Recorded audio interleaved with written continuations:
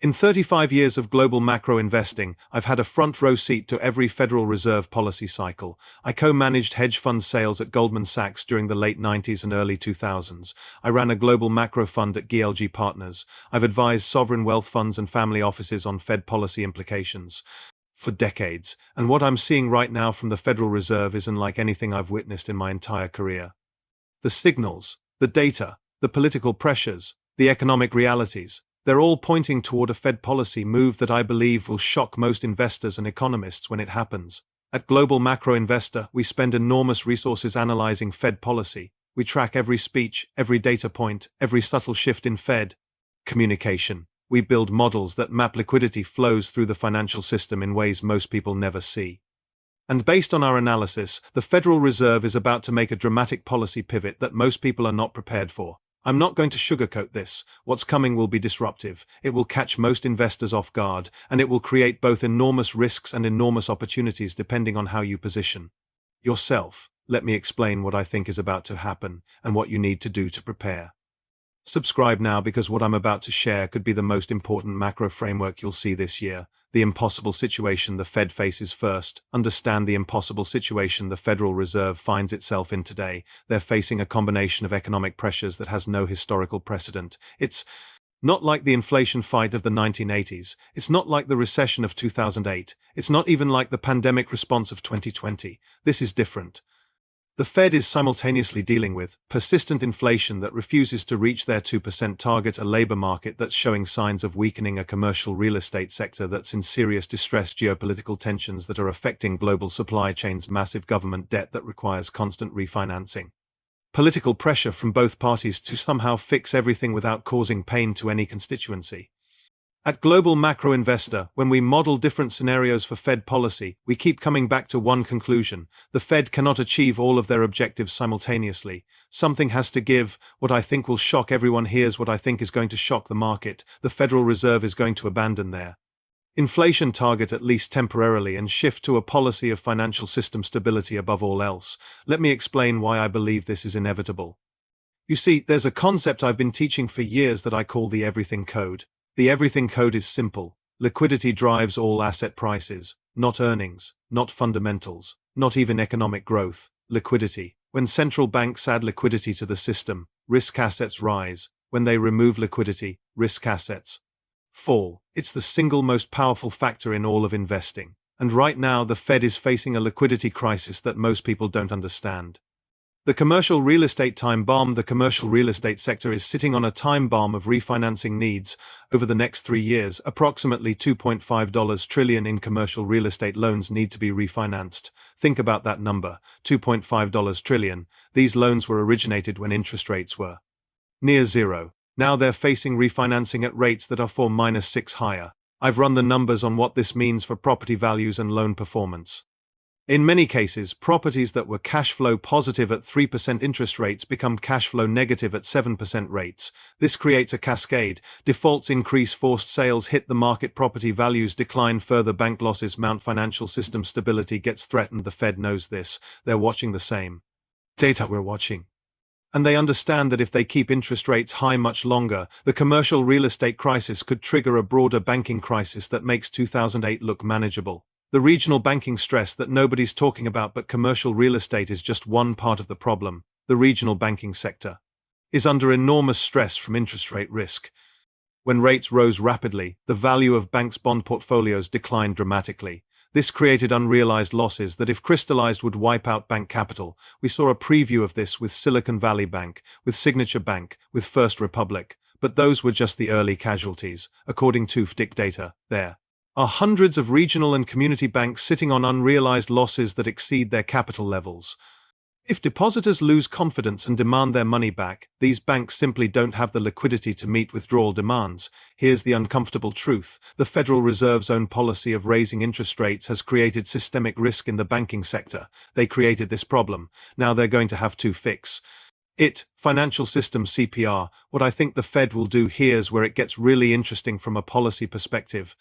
Normally, when the Fed wants to stimulate the economy, they lower interest rates, but traditional rate cuts might not be enough to address the magnitude of the problems they've created. I believe the Fed is preparing to implement what I'm calling financial system CPR, a combination of emergency rate cuts, massive quantitative easing, direct intervention in credit markets, and this will dwarf anything they did during the 2008 crisis or the pandemic. Here's what I think the Fed's shock move will look like. First, they're going to cut interest rates much more aggressively than anyone expects. I'm talking about 200,300 basis points of cuts over a 6-month period, bringing the federal funds rate back down to near zero. The market is pricing in gradual, measured cuts. The Fed will deliver a bazooka. Second, rate cuts alone won't solve the commercial real estate and banking problem. So the Fed will restart quantitative easing on a massive scale. They'll buy treasury bonds, mortgage-backed securities, and potentially even corporate bonds, injecting liquidity into the financial system at a pace that will make 2020 look modest. Third, and this is the part that will shock everyone, the Fed will create new emergency facilities to directly purchase commercial real estate loans and provide liquidity to banks facing deposit outflows. This will essentially be the Fed stepping in as the buyer of last resort for distressed commercial real estate, similar to how they intervened in mortgage markets during 2008, but on a much larger scale. I've seen this pattern before. In the savings and loan crisis of the early 90s, the government created the Resolution Trust Corporation to absorb bad assets. The Fed could create a modern version, a special purpose vehicle to put all these distressed commercial real estate loans in. The political cover for this dramatic policy shift will be preventing a financial crisis that would hurt working families. The Fed will argue that temporary accommodation of higher inflation is preferable to allowing a banking crisis that would devastate employment and economic growth. Why this will catch everyone off guard now? Why do I think this will shock everyone? Because the current consensus view is that the Fed is committed to fighting inflation above all else, even if it means accepting some economic pain. Most economists and investors are positioning for continued high interest rates or gradual modest rate cuts, but I've seen this movie before when the Fed faces a choice between their inflation target and financial system stability. They always choose stability.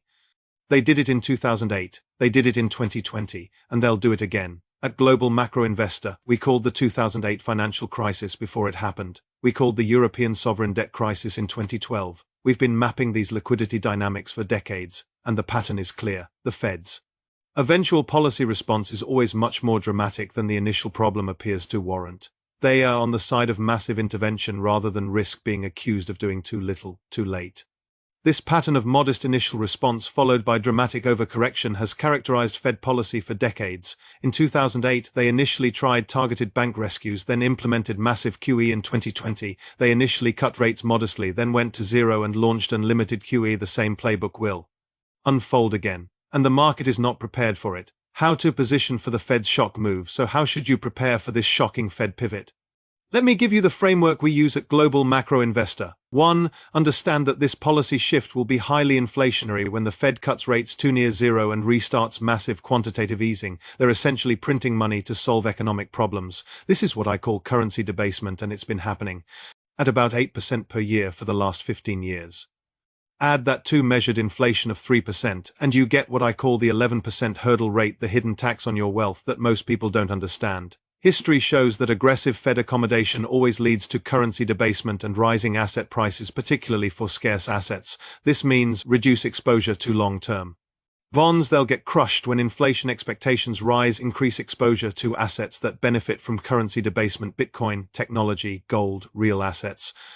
At the end of the day, you need assets that can outperform the 11% hurdle rate. Cash and bonds won't cut it too. The banking sector will experience a dramatic recovery. Banks that are currently under pressure from interest rate risk and commercial real estate exposure will see their problems largely solved by Fed intervention. Regional banks in particular could see spectacular recoveries as the Fed's emergency facilities remove the systemic risks currently depressing their valuations.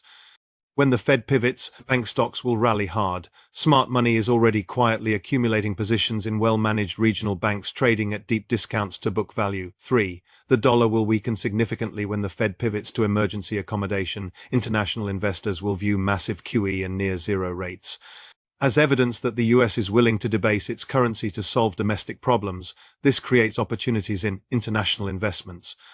Countries whose currencies aren't engaged in competitive debasement, gold and alternative stores of value. A weaker dollar is actually what the global system needs. It provides liquidity to the rest of the world. It eases financial conditions globally. The Treasury Secretary understands this. His entire strategy is to lower the three legs of financial conditions: dollar, rates, and oil, to goose the business cycle. 4. Growth stocks and technology will rally strongly.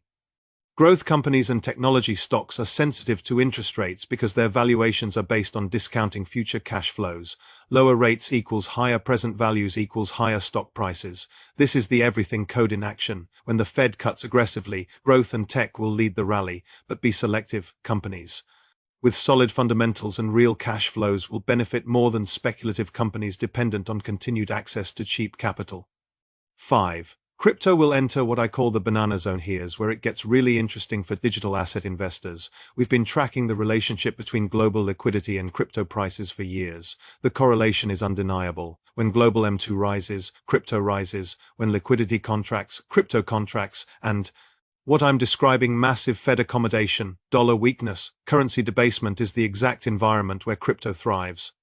I believe we're entering what I call the banana zone, a period when risk assets enter dramatic rallies that most people won't believe until it's too late. The math is simple. If governments are debasing currencies at 8% per year and you need to beat an 11% hurdle rate, you need assets that can dramatically outperform Bitcoin, Ethereum, Solana. These are the assets designed to thrive in an environment of perpetual currency debasement. The timing question: what signals to watch? Let me address the timing of this Fed pivot because that's what everyone wants to know. Our economists are watching several key indicators that will signal when the Fed is about to make this dramatic policy shift. Signal number 1: commercial real estate distress acceleration. When we start seeing major commercial real estate firms filing for bankruptcy or major banks taking significant write-downs on CRE loans, that will be the signal that the Fed needs to act. Office delinquencies have already exceeded 2008 levels. The dominoes are starting to fall. Signal number 2: deposit outflows from regional banks. If we see anything resembling the bank runs of March 2023, but on a broader scale, the Fed will have no choice but to implement emergency measures. Watch the regional bank stocks. Watch deposit flows. When fear returns, the Fed will act. Signal number 3: credit market stress. If corporate bond spreads start widening significantly, or if companies have difficulty accessing credit markets, the Fed will interpret this as evidence that current policy is threatening economic growth. When credit spreads blow out, the Fed pivots every time. Signal number 4: global liquidity measures. At GMI, we track what we call global total liquidity, a composite measure that includes Fed policy, Treasury actions, and global central bank behavior. When this measure turns up decisively, risk assets follow within weeks. Our indicators are already showing financial conditions loosening. The effects should kick in soon. The timeline: when I think this happens based on current trends, I believe we'll see these warning signs escalate over the next 6-12 months. The Fed will initially try to address problems with modest measures, maybe a 25 or 50 basis point rate cut, some targeted liquidity facilities, increased bank supervision. But when these modest measures prove inadequate to address the scale of the problems, that's when we'll see the shocking policy pivot I've described. Here's what makes this particularly dangerous for unprepared investors. The Fed's eventual policy response will be much more dramatic than the initial problem appears to warrant. They'll err on the side of massive intervention. This pattern has characterized Fed policy for decades. At GMI, we position for the Fed's eventual overreaction, not their initial measured response. This means owning assets that will benefit from aggressive Fed accommodation before it becomes consensus. The political dimension: let me also address the political implications, because politics will play a crucial role in how and when this happens. The Fed is supposed to be independent from political pressure, but the reality is that Fed policy always reflects the political environment. There will be enormous pressure to avoid any policy decisions that could be blamed for economic problems. The Treasury Secretary, who has a hedge fund background and deeply understands liquidity dynamics, is already engineering lower financial conditions through other means: dollar, rates, oil. These are the 3 legs he's focused on. The coordination between Treasury and Fed policy will intensify, and when the moment comes for dramatic action, the political cover will be ready. The investment opportunity now: let me be clear about something. I'm not predicting economic catastrophe or financial system collapse. The US economy is resilient. American companies are innovative and adaptable. The Federal Reserve has powerful tools to address economic problems. What I'm predicting is that the Fed's response to emerging economic stress will be much more dramatic than most people expect, and this dramatic response will create significant investment opportunities for those who are positioned correctly. At Global Macro Investor, we've built our entire research service around one principle. Central bank policy is the most important driver of asset prices. Everything else, earnings, growth, geopolitics matters, but nothing matters as much as liquidity. When the Fed is accommodative, risk assets rally. When the Fed is restrictive, risk assets struggle. When the Fed makes dramatic policy pivots, you get massive shifts in asset prices that create generational opportunities. The investors who will benefit most from the coming Fed policy shock are those who understand this dynamic and position themselves accordingly. The investors who will suffer are those who remain positioned for the current policy environment when the Fed pivots to emergency accommodation. The bottom line: this is not the time for complacency or conventional thinking. The Federal Reserve is facing unprecedented challenges that will require unprecedented responses. The $2.5 trillion commercial real estate refinancing wave, the regional banking sector stress, the unrealized losses sitting on bank balance sheets, the political pressure, the global liquidity dynamics, all of these forces are converging toward a single outcome. The most aggressive Fed policy pivot since the pandemic and possibly since 2008. The market isn't pricing this. Consensus expectations are wrong, and those who position ahead of this move will be rewarded handsomely. Here's what I want you to take away from this. First, don't fight the Fed, but understand that the Fed you need to watch is about to change dramatically. Position for accommodation, not restriction. Second, own assets that benefit from currency debasement, Bitcoin, technology, scarce assets, things that can beat the 11% hurdle rate. Third, watch the signals I've described: commercial real estate distress, bank deposit flows, credit spreads, global liquidity measures. When these flash, act decisively. Fourth, understand that the Fed always overcorrects. The eventual response will be bigger than anyone expects. Position for the overreaction. The next 12 months will be unlike anything we've seen in decades. Make sure you're on the right side of what's about to happen. If this framework resonated with you, subscribe now. I'm going to keep breaking down these macro dynamics in ways that actually help you navigate what's coming. Drop a comment below. How are you positioning for the Fed's next move? Share this with someone who needs to hear it. Someone who's still positioned for the old regime. Someone who doesn't understand what's about to change. This is Raoul, pal. Stay sharp out there.